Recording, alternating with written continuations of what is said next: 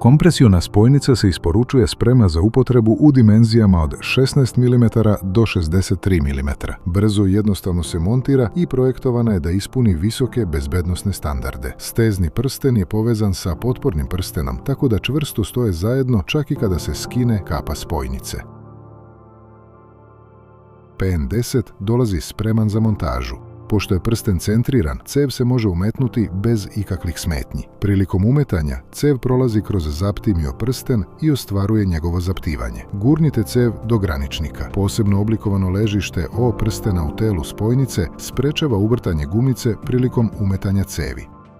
U slučaju zateznih opterećenja ili hidrauličkih udara, otpornost na izvlačenje je zagarantovana, jer poseban dizajn steznog prstena obezbeđuje sigurno prijanjanje uz cev.